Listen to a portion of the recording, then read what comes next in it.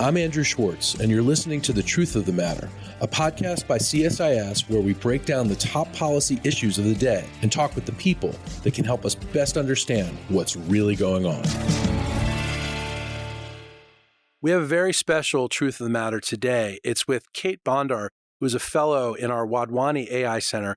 Kate has been studying how Ukraine is using AI-driven unmanned systems to reduce direct warfighter involvement while enhancing combat effectiveness. She has a new report out.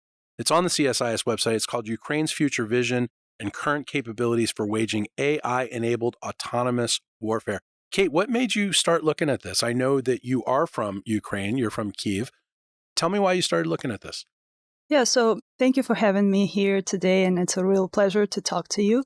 This report actually came from my background and my experience of work in Ukraine, because I started working with the Ministry of Defense, and I was responsible for approaching Ukrainian military with NATO standards. So I had an opportunity to watch this evolution from what Ukrainian armed forces came through and where we ended up, basically how this drone unmanned systems integrated into armed forces and how these systems actually changed the warfare. And it's not only about, the tactical battlefield, it's more broad implications as changes in military doctrine, changes in strategy, changes in psychology of drone operators.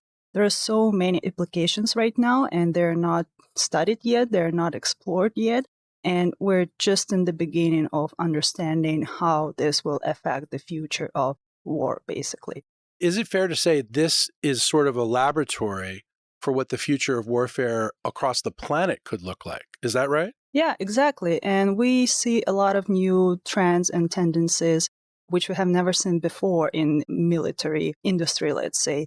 For example, this fusion with commercial technology integration into the military, participation of civil society and just usual civilian software engineers, for example. Direct communication of engineers with the military and basically skipping all the long process in the armed forces and in the Ministry of Defense from requirements directly to the industry. And we see the changes in militaries across the world and other conflicts. So we see how lessons learned from Ukraine are being analyzed and actually deployed in Chinese military, because now they produce a lot of cheap, small, attritable drones, and they deploy them across different services and branches. We can see small FPV drones, usual cheap ones, in conflict in Sudan, for example.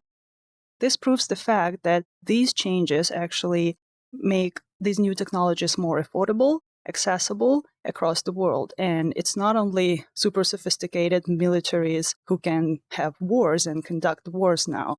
Usual civilians have access to this commercial technology, which can be easily converted into dual-use military weapon system, basically. So this war and lessons from this war will have way broader implications than just what we see in direct combat. And we're seeing it happen in real time. So, Kate, I want to ask you, at what stage of implementation is Ukraine at with regard to the autonomy of their AI-driven unmanned systems? What stage are they at right now? Yeah, so I just want to be pretty blunt about the state of autonomy. The full autonomy is not on the battlefield yet. So that's the biggest fear probably of everyone who is watching sci-fi movies and see the killer robots or reading a lot of articles about these robots and AI wars. But in practice, in real war, we're not there yet, because the state of technology doesn't allow to trust to the technology that much to allow full autonomy. So the human is still in the loop and on the loop sometimes just to keep the technology under control. And there are a lot of real life, I would say, limitations and constraints that technology faces when it's deployed in Ukrainian battlefields. But what Ukraine has really advanced in is developing separate features and aspects of autonomy. So it's not like fully autonomous system having all the features, but Ukrainian military industry focused on developing autonomous navigation, for example, or ATR, automatic target recognition, but this is AI-enabled target recognition, which means it uses computer vision to recognize objects, to classify them, to lock on these objects, And then, for example, there is a separate class of separate solutions and software enabling autonomous last mile navigation. So basically, when the drone gets to the target and locks on this target, it can engage the target without a human input. So it's actually making the decision on the battlefield, not just a human's making the decision. Not exactly, because the decision is made by a human. So an operator sees on a screen a bunch of objects, and they are recognized as military personnel and different types of equipment. And the operator selects the target and locks on the target. So basically assigns and says, like, here's the target, you should go and engage this specific target. So it's not the drone who sees and decides what target to engage. It's the human who gives this task for the drone to fly and engage that specific target that is locked on.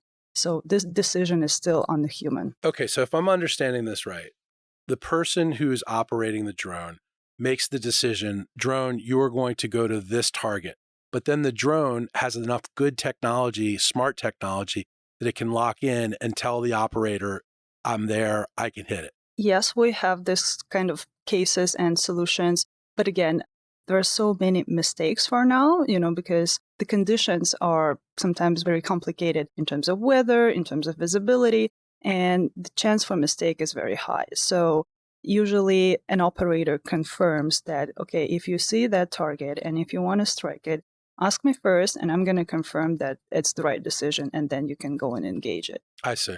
All right, let's move on a little bit. I want to ask you, about removing warfighters from direct combat and replacing them with autonomous unmanned systems. Does it help Ukraine pull ahead in the war effort, or is it just sort of maintaining the status quo right now? Yeah, so we're still in that paradigm where you need infantry to keep the territory. So the drones and unmanned systems, all sorts of manned systems, cannot go get the territory and hold it. So basically, unmanned systems are just tools enabling and helping people to proceed and advance. The main usage and the main application of unmanned systems for the Ukrainian military is to actually minimize human losses and trying to remove people from direct combat. Well, that's what I was going to ask you. Does it limit collateral damage, or does it possibly increase collateral damage? There is no, black and white, because it really depends on the mission. It really depends on the current situation on this part of the front line, because the front line is 2,000 kilometers.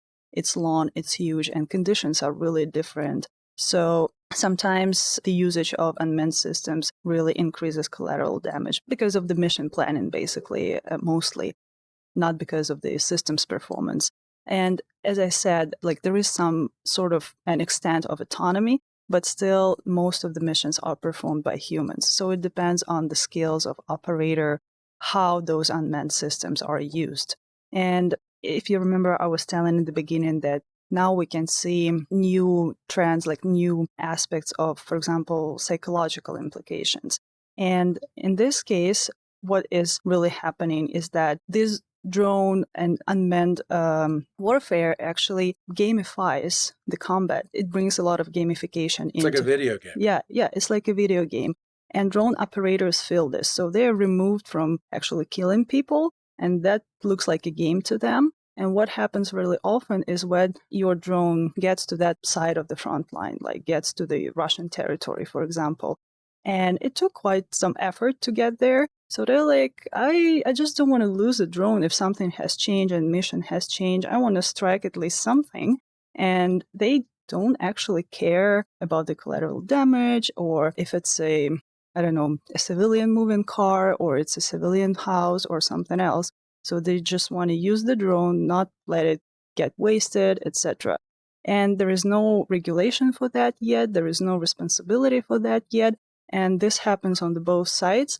So that's the consequence of this gamification, of this indirect participation in the battle, and actually reduced responsibility for the killing. For the killing. I mean, Yes. And that's the thing, as this becomes, I'm assuming militaries, Ukraine, Russia, the United States, China, they all want to scale up. They don't want to slow this down. They want to go quickly. What are some of the things they're thinking about in terms of scaling up to make sure that there's real ethical decisions being involved here? That's a really good question about ethics in war. Because what we see in the real war, when it gets to your existential needs and the question of your survival and existence, trust me, ethical considerations take the last place in your decision-making process. For example, how Ukraine treats AI in defense, and if it wants to regulate or use and impose some ethical principles. Yes, Ukraine has joined political declaration launched by the State Department a couple of years ago, which has all sorts of ethical principles. Yes, Ukraine committed to following and complying with international war law, etc. But in internal regulation, it says we will not limit development of military AI in any case and any way. Whatever kills Russians better is allowed, basically. I see. So there is a big contradiction in between what is good and right to do and what you actually need in real war. So I think we just need to watch what is really happening on the front line. And probably this is the right point to start this conversation of real limits and real regulation of AI-enabled systems deployment. Because when it will get to the real war, maybe what we encode in software will be the only limit what the system will be allowed to do or not to do. Because when it comes to people making decisions who have their fears, who have their emotions, who can feel anger, who can feel fatigue, stress, etc., people tend to forget about ethics. So this begs the question, how long do you anticipate until human oversight isn't critical for engagement scenarios with regard to strategic effectiveness? So these kind of experiments are already being conducted on the front line from both sides. We can see all sorts of combinations, scenarios that's being tested by manufacturers, by the military, combining unmanned systems and cross-domain operations, etc., etc. And I think by the end of this year, this type of experiments can be actually scaled up and integrated into military action. But again, are we ready to rely on software to make decisions on killing or not? And what the real battlefield testing will show. I think these two factors will actually shape how we treat this question. But yeah, I think we will get an answer by the end of this year. And your report identifies several major challenges that lie ahead that extend to capabilities to ground, sea, and undersea platforms, enabling swarming aerial systems. Can you explain some of the difficulties that you discovered and reported on in this recent paper? Yeah, so the biggest integration of AI and autonomy we currently can see in aerial systems. With ground systems, it's a bit harder because it's harder to produce them. They are bigger, they're heavier, they require more components, they're more expensive. The complexities, for example, in enabling autonomous navigations are bigger and higher than in aerial drones. That's why we still don't see autonomous cars, like fully autonomous cars on our roads. And roads have all the signs and regulations. Imagine autonomous system working in the field, in the bush and forest. So it's really hard, and there are a lot of complexity in there. With sea drones, again, there is some sort of AI systems, AI autonomy, but mostly on frequency hopping rather than navigation and engagement. So there's a different pace of integration of autonomy in these systems, and Ukrainian military is experimenting in combining these systems in one single mission, and we have already seen fully unmanned operations. I'm not saying autonomous because they were still remotely controlled and were still operated by humans. In the future, I see more and more integration in between, cross-domain integration of unmanned systems. That's one side. And another part is actually swarming, because currently you need a couple of people to operate a drone, more complicated drone. And that's the fact that Ukraine is running out of people. We need to train people. And to operate a drone is a pretty complicated task. So it requires time, it requires resources. And swarming is what is actually allows to use less human resource, but operate more drones. So one operator can control 100 drones. But for this, again, there should be solved some issues with AI-enabled systems, autonomous navigation, because navigation is the basis and foundation for swarming. And then, of course, a software which would allow drones to collaborate in between each other and to make collaborative decisions. Because the shows that we see right now, the drone shows, it's not autonomy, it's not a swarm, it's just pre-programmed flight of many drones. And they don't coordinate in between each other in any way. But to enable real swarming, we need to solve all these issues first. And again, we see a lot of experiments happening in this direction. And I think by the end of this year, maybe beginning next year, we'll see these two trends merging at some point. And yes, most probably we will see some sort of combination in cross-domain operations of real swarms of aerial drones and then ground systems coming in, et cetera, et cetera. So that's going to be interesting. Kate, thank you so much for coming on today and really telling us about the current state of AI warfare and what we're going to be seeing in the near future. I really appreciate it. The report is called Ukraine's Future Vision and Current Capabilities for Waging AI-Enabled Autonomous Warfare by Kate Bondar. It is on the CSIS website. Kate, thanks so much. Thank you for inviting me.